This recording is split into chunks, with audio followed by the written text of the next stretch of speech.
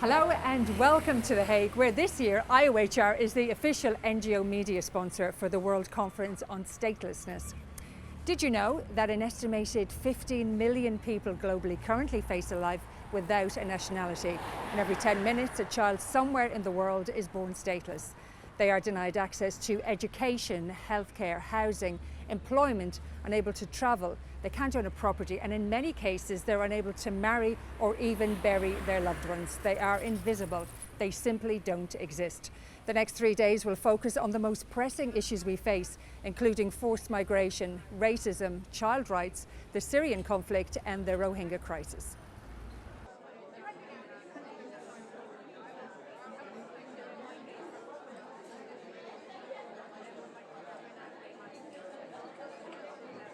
We are very happy and honored that this conference takes place in The Hague. As you know, The Hague is proud to call itself the international capital of justice and peace. And this conference very much, fits to live up to that promise. Statelessness is defined and is a challenge to the structure of the nation-state in modern times. In its initial definition by Oppenheimer in 1912, it was defined in the negative as a people destitute of nationality. Statelessness is no longer the exception in the world. It has become endemic to the existence of a nation-state system. Stateless people are treated with suspicion as people in between, without a clear identity or belonging. It is a status that elicits racism and xenophobia of the worst sort and threatens home communities in a fundamental way. Statelessness is this long, horrible word, but it basically means someone who hasn't been recognized as a citizen of any country. And to think about what that means, the best thing is to just imagine how your life would be if you didn't have a passport, you didn't have a country that recognized you as belonging, you didn't have the right to vote, and your life was basically insecure because you don't know what things you'll be able to do in the future. Increasing number of individuals around the world are falling between the cracks of we the peoples and the contours of the nation state. In these cracks is a subterranean world where individuals exist without formal rights, many living just above survival. There is international law that long ago, in the 1950s and 1960s, addressed this topic. This is not a new topic.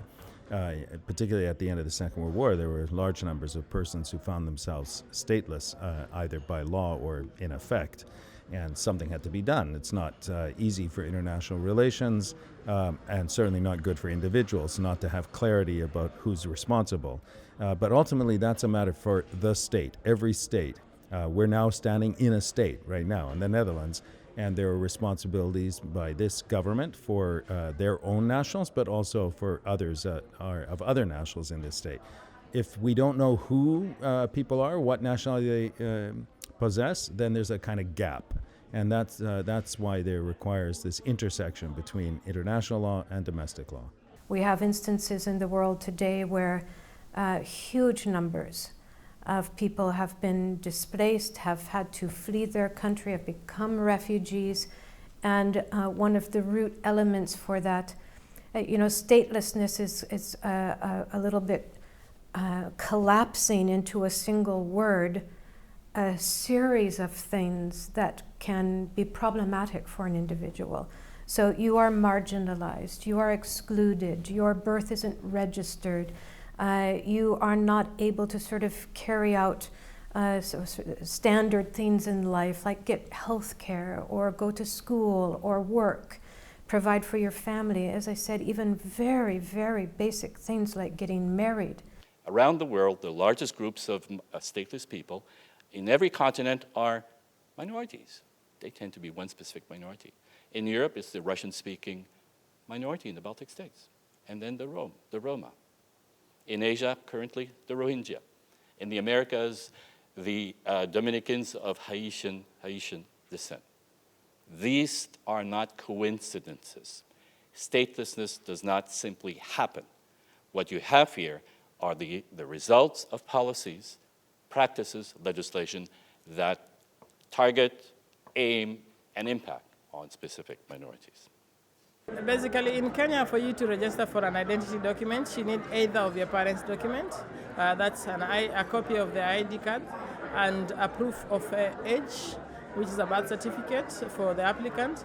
But for minority communities like the Nubian community, they have to undergo differential treatment by being asked for additional documents, being taken through arbitrary processes, and only applying on specific days of the week.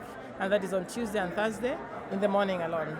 Whereas other mainstream Kenyans can apply on any day and they get their documents in time. I'm working also in women's rights, the Omani women right to pass their nationality to her children, women who are married to non-Omanis. So many of them are stateless due to mixed marriage with the Omani origin who are trapped in East Africa. And most of them are in Zanzibar, Burundi, Kenya, Tanzania in general. Right now, I think, well, the Americas in general is a region that, since we mostly have like the jus solis to acquire the nationality, there is not, even if we don't have like a complete mapping of the situation, it's not like a big issue in all the region. We have like certain countries that have, of course, the Dominican Republic is the worst situation, but we also have like a situation of statelessness in Chile, and right now, because of the migration and refugee crisis in Venezuela, we are also like beginning to map and monitor the situation in Colombia, because there is a risk of statelessness of children born to Venezuelan parents in Colombia. So I think the main obstacles right now are probably, well, in the Dominican Republic, as I said before, is the dialogue with the state right now, and the complexity of the legal framework, and that civil society in the ground has to attend everyday situations, and it's really hard, like, to work on a more broad strategy to address the issues. There's still a lot of progress that can be done at the level of the UN treaty bodies, and we were also discussing about future avenues on how the UN treaty bodies and the UN system on human rights can address the situation of stateless persons, and what should be the obligations of states to address, prevent, and eradicate statelessness.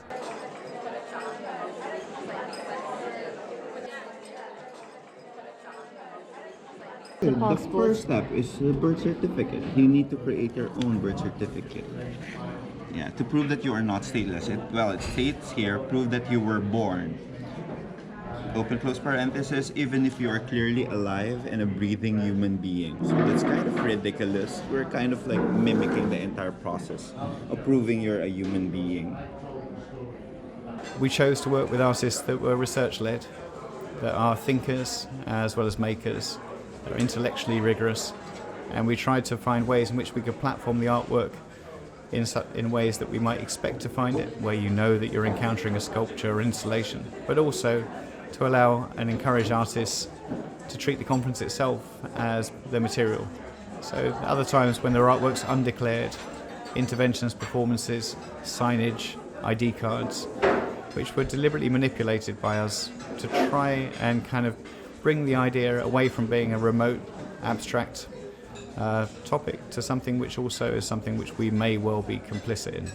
I started to see that there are many things that my friends can do, my colleagues can do, but I cannot. I was scout as well, so we always do those missions and those work inside the neighborhood and inside the city. And once all my friends had to travel outside and I couldn't travel with them because I didn't have a passport. Since then, since I was 16, 15, I started to question myself. Who am I? And what are exactly my documents and why I don't have documents?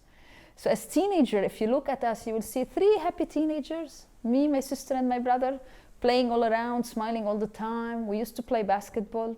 I was recruited by a professional team and I couldn't join. Well, I've been working for more than 20 years with people that have no documents, that are forced to cross borders, and without any identification, they're at high risk of being detained. So we're actually seeing women, children, people of all age groups, disabilities, because they have no documentation, they're seen as a security risk. They can be placed in detention to be processed. Because they don't have any form of identification, their case can be refused as well. They can be discredited. And some cases governments say, well, you need to return home, we're going to remove you. Well, they have no documents for removal. That means their detention can be prolonged or indefinite. So a lot of what we were doing is trying to identify those vulnerable groups that are detained, the stateless people in detention, trying to find solutions for them. The majority of solutions are to try to find ways to prevent the detention in the beginning. Now that means that states should have a preventative mechanism to determine if someone's stateless. And secondly, they should link that to a range of alternatives to detention. So their community models, reception housing, the right to work in the community, to live with family members. But what's most important is that people are actually prevented from being damaged in detention. No matter where you are for the unavoidable situation, you never feel home unless you're home.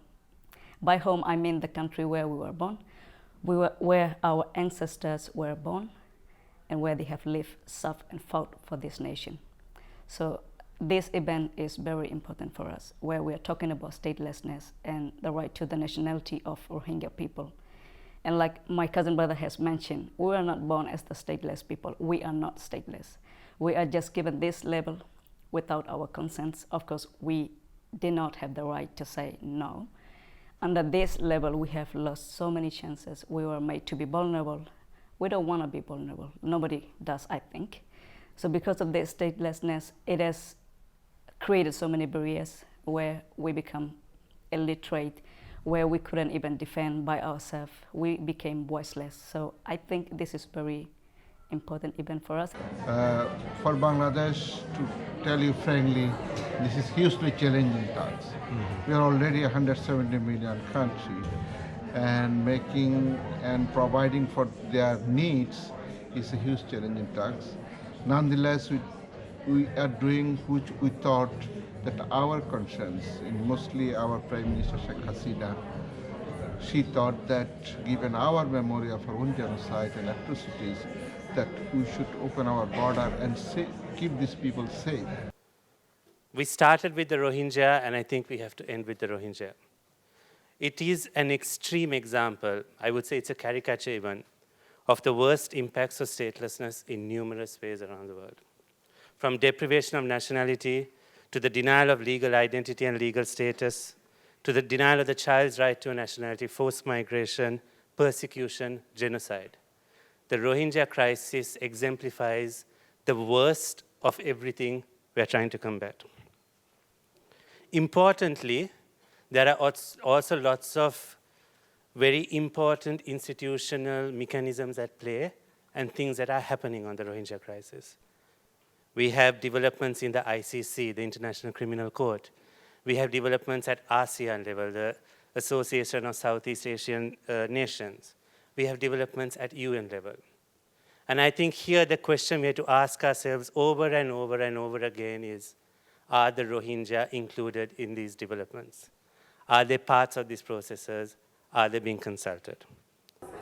The World Conference on Statelessness is the only global conference of its kind to explore and discuss statelessness-related challenges, opportunities, research policy and advocacy.